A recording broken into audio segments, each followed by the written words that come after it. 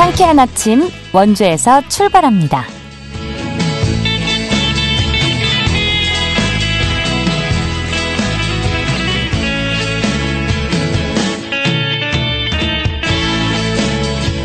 안녕하십니까. 7월 10일 수요일 KBS 원주방송국에서 보내드리는 상쾌한 아침 원주에서 출발합니다. 저는 진행의 이은주입니다. 잠시 반짝 맑은 해가 드러났지만 오늘도 대체로 흐리고 저녁까지 비가 오락가락 내리겠습니다. 전국적으로는 돌풍과 함께 천둥 번개를 동반하는 곳도 있겠는데요.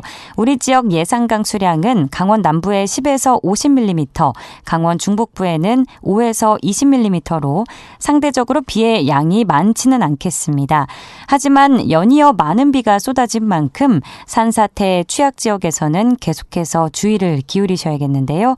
비는 오늘 밤을 기점으로 차차 그치겠습니다. 동해 먼바다에는 오늘 오전 풍랑특보가 내려질 가능성이 있습니다. 오늘 준비한 소식입니다. 도내 스토킹 피해 신고 접수 사례가 3년 만에 4배 이상 급증한 것으로 나타났습니다. 자세한 내용 알아보고요. 원주 온문화센터에서 원주의 대표 특산품인 옷을 활용한 다양한 활동들이 진행되고 있습니다. 리포터 현장에서 소개해드리겠습니다. 올해로 제26회를 맞은 영월의 여름 대표 축제죠. 동강 뗏목 축제가 다음 달 2일부터 사흘간 개최되는데요. 이 소식 자세히 알아보도록 하죠. 7월 10일 수요일 상쾌한 아침 원주에서 출발합니다.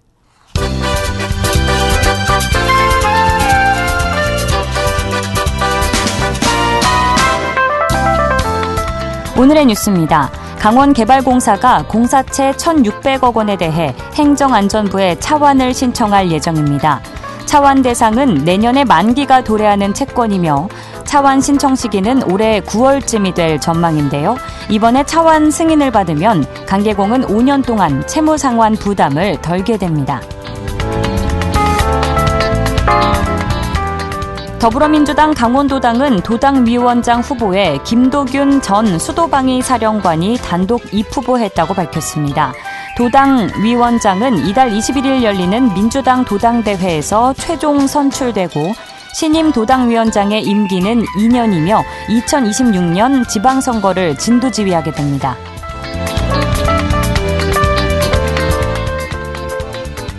횡성군이 횡성형 일자리 지원사업 대상자의 나이를 기존 만 39세에서 만 45세로 확대했습니다. 이 사업은 상시근로자 5명 이상인 제조업체에 3년 안에 취업한 청년에게 지원금을 주는 제도입니다. 전입근로수당은 매달 20만 원씩 최대 5년 동안, 정착지원금은 근로자 가족이 횡성으로 함께 전입할 경우 매달 30만 원씩 최대 5년간 지원됩니다. 오늘의 뉴스였습니다.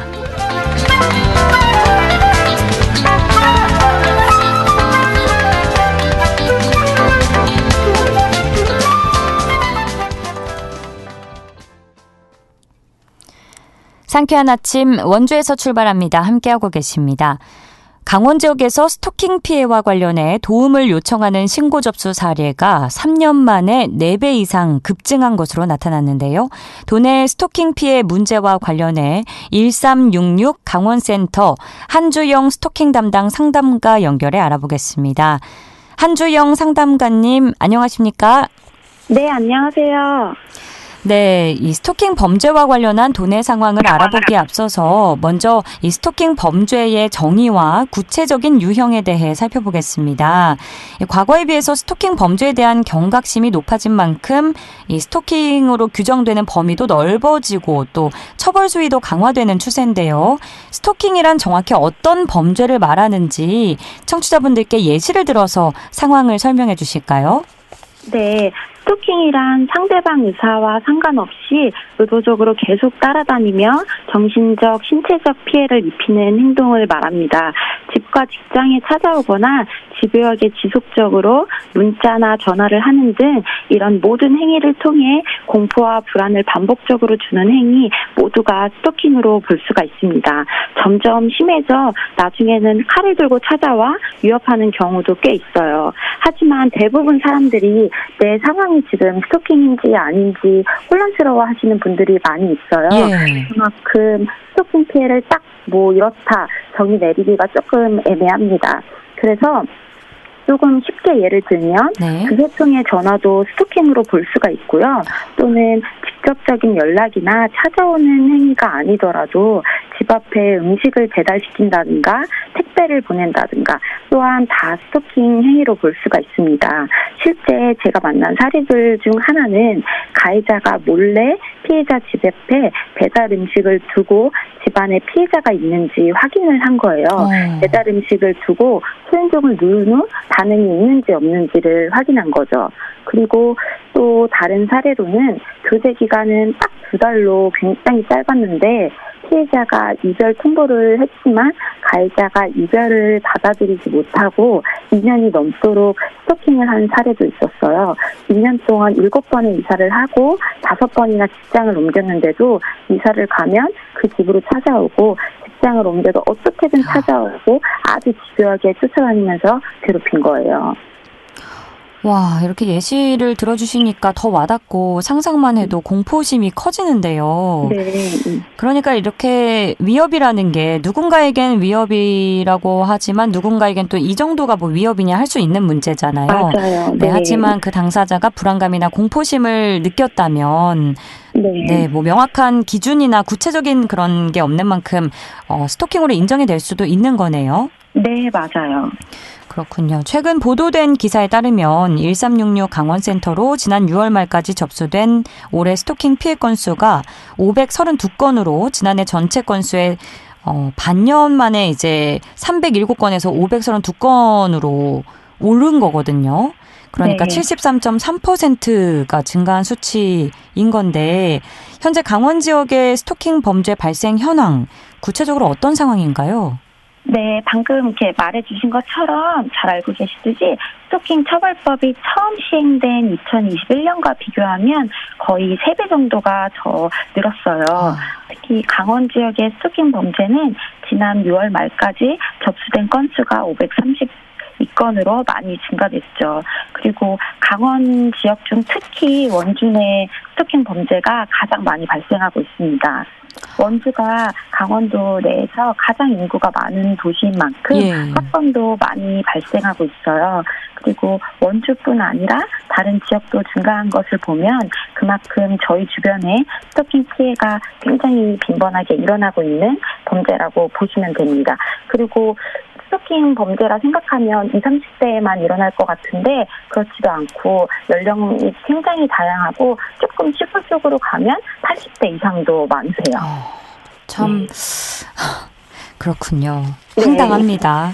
네, 강원도에서는 아무래도 인구가 가장 많은 원주 지역에 가장 많이 일어나고 있고 뭐 뉴스에서도 모두 보셔서 아시겠지만 우리 도만의 문제는 아니라는 점 그리고 연령대를 불문하고 점점 증가하고 있는 추세라는 점 말씀을 해주셨는데 어쨌든 이렇게 도내에서 스토킹 범죄가 눈에 띄게 증가 추세를 보이고 있는 구체적인 원인은 무엇이라고 보시나요? 원인은 물론 천차만별이지만 가장 첫 번째로는 예전에는 누군가 지속적으로 쫓아오거나 연락을 하면 너를 많이 좋아해서 그런가 보다 이런 말들로 스토킹 행위를 범죄로 인식하지 못했던 경우가 많았던 것 같아요. 네. 2021년 스토킹 처벌법이 처음 시행되면서 범죄로 인식하게 되고 그만큼 신고 건수도 늘어난 것으로 보입니다. 그리고 제가 만난 사례들 대부분 한 10건 중 9건은 이별하는 과정에서 가해자가 이별을 받아들이지 못하면서 스토킹 행위가 시작되거든요. 대부분 가해자들은 집요하고 자기 정당화가 심하고 집착, 미련, 욕구불만이 있다는 공통 특징이 있어 주로 정신적 요인에서 나타납니다. 그리고 자신을 좋아한다고 생각해 상대에게 받은 거절을 투정으로 받아들이다던가 무조건적인 감정 표출과 왜곡된 사고방식을 예로 볼 수가 있어요. 네. 또 다른 이유로는 관계 지속 문제입니다. 혼자만의 망상으로 관계를 형성하고 상대를 스토킹하는 사례도 점점 늘고 있어요. 이러한 관계 망상형은 다른 사람과의 관계성을 자의적으로 판단하고 해석하여 이런 본인의 믿음을 토대로 반사회적이고 폭력적인 행동을 하는 것이죠. 그러니까 가해자는 관계를 이어가고 싶지만 거절당함에 있어 스토킹 행위를 하는 겁니다. 그리고 마지막으로 가장 중요한 건 스토킹 피해자에 대한 사회적 보호와 제도적 보호의 초기 대응이 너무 부족하다고 생각합니다. 이것이 더 큰 강력 범죄로 이어지는 또 다른 원인이라 봅니다. 네, 그러니까 아예 모르는 사람이 스토킹을 하는 경우도 있지만 교제 중이던 한때는 사랑하는 연인이었던 사람의 스토킹이 이어지는 경우도 많은 걸로 나오고 있는데 이렇게 스토킹 피해를 당하고 있을 경우에 말씀하신 것처럼 초기 대응이 중요한데 대처할 수 있는 방법에는 무엇이 있을까요? 네, 아무래도 가장 중요한 것은 증거를 확보해두는 거예요. 현실적으로 스토킹이 조금 애매하기 때문에 명확한 증거가 없이는 좀 어려운 부분이 많아 하나라도 증거를 제대로 확보해두는 것이 굉장히 중요해요. 예를 들면 가해자에게 받은 문자 메시지나 부재중 전화, 통화 녹음 이러한 모든 것들을 저장을 해두어야 해요. 만약 이러한 명확한 증거가 없으면 바로 사건 처리를 진행하지 않더라도 신고를 좀 해두어야 해요. 그리고 피해자가 직접 대응하기보단 112에 신고하고 법적 테두리 안에 들어가서 보호를 받으셔야 하는 것이 또 굉장히 중요합니다. 만약 가해자가 멀리서라도 지켜보고 있으면 바로 112 신고하는 것 등 상황에 따라 대처 방법은 매우 다양합니다. 그렇기에 혼자 앓지 마시고 이게 스토킹인지 아닌지 애매할 경우에도 저희 1366 강원센터로 전화 주시면 저희가 적극 도와드릴 수가 있습니다. 그렇군요. 지속적으로 나를 괴롭혔다는 그 증거를 틈틈이 꾸준히 모으는 게 중요하겠네요. 그런데 사실 이 정의가 명확하지 않은 만큼 이게 내가 스토킹 당하고 있는 게 맞나라는 생각에 신고를 못하는 경우들도 있지만 또 보복이 두려워서 신고를 꺼리는 피해자도 상당수라고 들었는데요. 이 경우에는 어디로 도움을 요청해야 하는지 알려주시고요. 또 어떤 보호 조치가 마련되는지도 설명 부탁드립니다. 네, 대부분 10명 중 한 8명의 스토킹 피해자들은 보복이 두려워서 신고를 못하고 참는 경우가 많아요.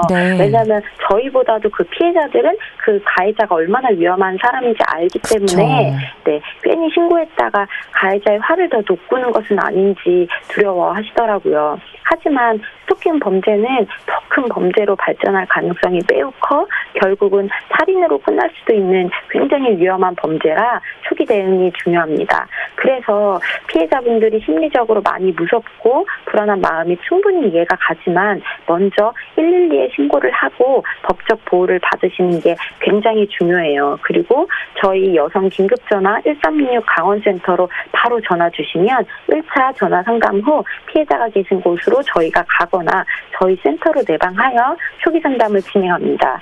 이후 피해자에게 필요한 지원을 해드려요. 대부분 피해자의 집으로 쫓아오는 행위가 가장 많아 더 큰 범죄로 발생하기 전에 저희는 현재 살고 계시는 곳에서 안전한 장소로 옮기실 것을 적극 권해드리고 있어요.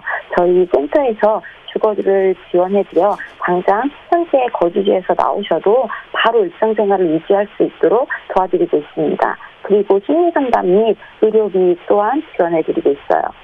네, 그저 참아내다가 안타까운 죽음을 맞이하는 사례들을 많이 봤기 때문에 이렇게 센터의 도움을 적극적으로 받았으면 하는데요. 여성가족부와 강원특별자치도가 올해 2억 3천만 원의 예산을 투입해서 스토킹 피해자 지원 사업을 시작했는데 이 사업이 스토킹 피해자들에게 좀 실질적인 도움이 되고 있나요? 네, 작년에는 이걸 시범 사업으로 진행했고요. 올해부터 이제 지속 사업으로 진행을 하고 있어요. 앞서 말씀드린 것처럼 가장 필요한 건 피해자들이 현재 거주지를 벗어나도 안전한 곳에서 일상생활을 유지할 수 있도록 도와드리는 거예요. 그래서 저희 센터 주거지원 자립과는 긴급히 피해자가 맨몸으로 나와도 바로 일상생활이 가능하게끔 일반 주택에 가구, 가전, 생활용품도 다 미리 준비해 두고 있어요. 그래서 실제로 한 피해자는 저희 주거지원 자립관에서 보호받고 계시는 동안 가해자가 원래 피해자의 집으로 찾아가 문을 부수려는 행위를 한 경우도 있었어요. 다행히 피해자는 저희 주거지원 자립관에서 지내고 계셔서 위험한 상황을 피할 수가 있었어요. 그리고 CCTV 기능을 하는 스마트 초인종도 지원을 해드리고 있는데요. 이건 피해자 본인이 어플을 설치하여 실시간 누가 왔다 갔는지, 현재 집 앞에 누가 있는지를 확인할 수가 있어요. 그리고 자동 저장되기 때문에 증거 확보에도 큰 도움이 됩니다. 그리고 여러 가지로 피해자분들이 현재 살고 있는 거주지를 옮기는 게 쉽지가 않기 때문에 옮기지 못하시는 분들도 이 스마트 초인종을 설치해 놓은 것만으로도 심리적으로 불안감이 많이 낮아졌다고 합니다. 네, 요새는 오프라인뿐 아니라 온라인상에서 사이버 스토킹도 점점 증가하는 추세를 보이고 있는데 본인이 피해를 겪고 있다 느끼시는 분들은, 방송 듣고 계신 분들은 앞으로 주저없이 이렇게 센터의 도움을 받을 수 있으면 좋겠습니다. 오늘은 시간 관계상 여기까지 듣겠습니다. 말씀 감사합니다. 네, 감사합니다. 지금까지 1366 강원센터 한주영 스토킹 상담가와 이야기 나눴습니다.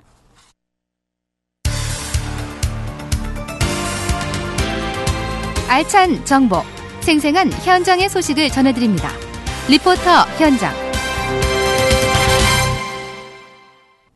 8시 47분입니다.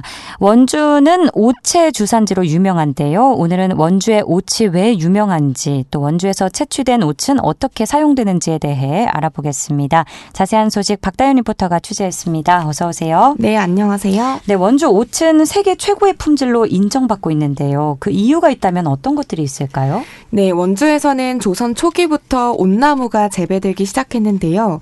일제강점기 시대인 1933년에는 조선 총독부에서 온나무 증식 10개년 계획을 추진하면서 가장 우수한 오칠이 생산되는 원주군 판부면에 온나무 재배 시험지를 설치했다고 합니다. 이렇게 원주 오치는 전국 최대 규모이자 최고 품질의 온나무 재배지였는데요. 특히 1960년대에는 원주 칠 정제연구소가 운영되었고 고 일사 김봉룡 선생이 우수한 칠을 찾아 원주에 정착했습니다. 현재는 김봉룡 선생의 제자인 이현만 선생은 나전칠기로, 양유전 선생은 칠화칠기로 전통칠기의 맥을 이어오고 있는데요.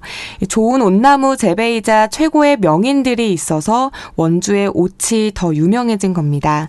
원주의 옷이 다른 지역의 옷보다 품질이 우수한 건 옷의 주성분인 옷산 함량이 많아서인데요. 원주 지역 고유의 지형과 지질, 그리고 기후 등의 영향으로 우수한 옷이 생산되는 적합한 조건을 가지고 있습니다. 현재도 국내 최대의 옷 생산지로 일본에서도 원주의 옷이 많이 알려져 있는데요. 자세한 내용 원주 온문화센터 이상훈 센터장과 이야기 나눠봤습니다. 옷은 옛날부터 칠기, 가구, 제기, 미술 공예품, 병장기 등의 아주 고급화된 생활용품에 사용이 많이 되었습니다. 흔히 하는 말로 칠한다, 아니면 어둠이 칠흑 같다라는 말을 할 때도 오칠과 관련이 되어 있다고 말을 합니다. 여기서 말하는 칠이 한자로 577자를 사용합니다. 원주산 오칠이 좋은 이유는 원주라는 지역상 특징인데 지형, 지질, 기후 이런 것을 따져서 자연적 특징이, 원주는 치악산과 태백산이 남북으로 놓인 분지 형상에 위치하고 있고 대륙성 기후와 해안성 기후가 서로 교차하면서 지역의 여름철 분산 경우가 많고 땅에 있는 지표면에 습기가 적절한 시기에 공급되기 때문에 온나무가 자라기에 양호한 환경을 가지고 있습니다. 온나무에서 채취된 오칠의 경우 어떤 곳에 쓰이게 되나요? 네, 오칠 채취는 원주를 비롯한 충북, 옥천, 임실 등지에도 이루어지고 있는데요. 하지만 오칠 주로 식용에 쓰는 타 지역과는 달리 원주는 공예품에 사용되는 오칠 채취를 목적으로 온나무를 재배하고 있습니다. 네. 오칠은 나무 재질의 물건에 윤을 내기 위해서 온나무에 수액을 바르는 건데요. 오칠을 한 제기의 경우 아주 조금 틀어졌을 때는 오칠의 특성으로 과정으로 인해 원래 상태로 돌아오고 오칠을 한 밥그릇에 음식을 담아두면 며칠은 상하지 않는다고 합니다. 그리고 오칠을 하면 목재 안으로는 스며들고 위로는 비닐처럼 얇은 막을 형성해 코팅 효과를 주기 때문에 방수와 방습 효과가 뛰어나 일상생활에서는 주로 가구나 식기에 사용되곤 하는데요. 원주 온문화센터에서는 원주 오칠을 알리기 위해서 다양한 활동을 하고 있습니다. 이어서 원주 온문화센터 이상훈 센터장과 이야기 나눠봤습니다. 원주 온문화센터에서 원주 시민을 대상으로 하는 공예교실이 있고 올해도 강원특별자치도 원주시에서 주최하는 제23회차인 한국오칠공예대전이 공모되어 있으며 그리고 치악산에 있는 원주시 오칠기 공예관을 운영하고 있습니다. 공예대전에는 보통 전통 분야와 현대 분야 그리고 생활공예 분야 학생부로 공모할 수 있습니다. 공예교실은 원주 시민을 대상으로 하고 있으며 나전칠기, 목칠공예, 체화칠기 등 여러 가지 공예교실을 운영 중이며 체험교실과 공예대전 수상 작품들의 전시와 무형유산 선생님들의 작업 모습을 볼 수 있는 공개 행사도 진행하고 있습니다. 또한 원주시 오칠기 공예관에도 마찬가지로 체험교실과 작품 전시와 다른 분과의 공예 전시도 진행하고 있습니다. 또 원주시의 원주 옷에 대해서 알아볼 수 있는 공간이 마련되어 있다고요? 네, 맞습니다. 원주시에는 원주 옷과 관련된 다양한 프로그램을 체험해 볼 수 있는 원주 옷 문화센터와 생활칠기 판매장과 옷 카페를 운영하고 있는 오칠기 공예관이 있습니다.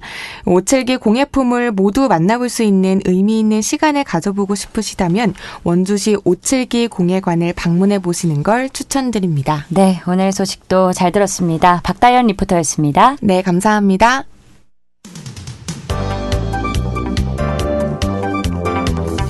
생생한 현장, 유익한 생활 정보를 전해드리겠습니다.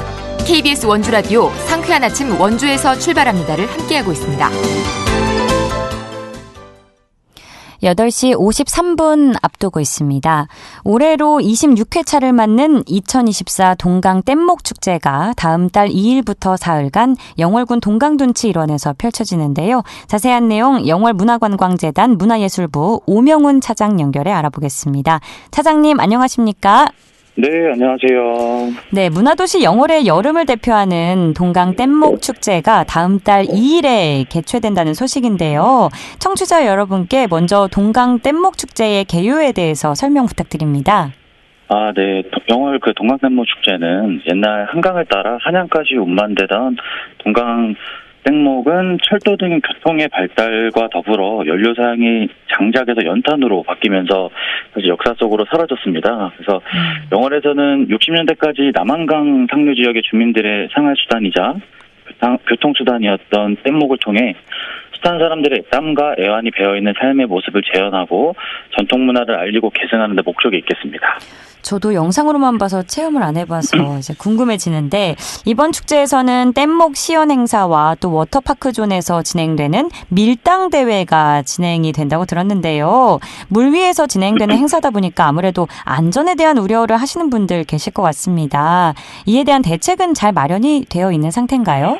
네네, 그렇습니다. 일단 밀당 대회는 배를 밀어라 노를 당겨라는 줄임말입니다. 그래서 이제 요거는 대형 풀장 내에서 진행되는 경기이고 아무래도 강변에서 진행되는 것이 아니기 때문에 안전 확보가 어느 정도 되어 있다고 보시면 될 것 같고 또한 대회 전에 안전장비 착용하고 수상안전 요원이 상주하여 진행됩니다. 그래서 응급상황 발생 시에는 신속한 응급처치와 의료시설로의 인계 과정까지 안전에 관하여 충분히 확보가 되어 있다고 보시면 될 것 같습니다. 네, 또 이번 축제에서는 26의 물결 동강에서 만나다를 주제로 젊은 세대를 겨냥한 다양한 부대 행사들이 열릴 예정이라고 들었는데 어떤 행사가 준비되고 있나요? 네. 이번 26회를 맞이하는 동강 뗏목 축제는 젊은 세대를 겨냥한 다양한 공연과 부대 행사들이 펼쳐집니다. 그래서 코요테, 노브레인, 노라조의 공연이 있고요. 그리고 매일 밤마다 펼쳐지는 수상 DJ 파티가 오후 10시까지 진행됩니다.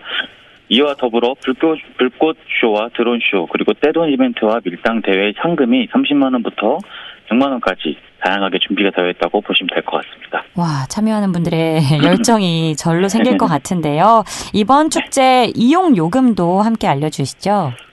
네, 거의 전반적으로 강변에서 진행되는 카누 체험, 물놀이 시설, 동강 쉼터와 피크닉존은 무료로 이용할 수 있습니다.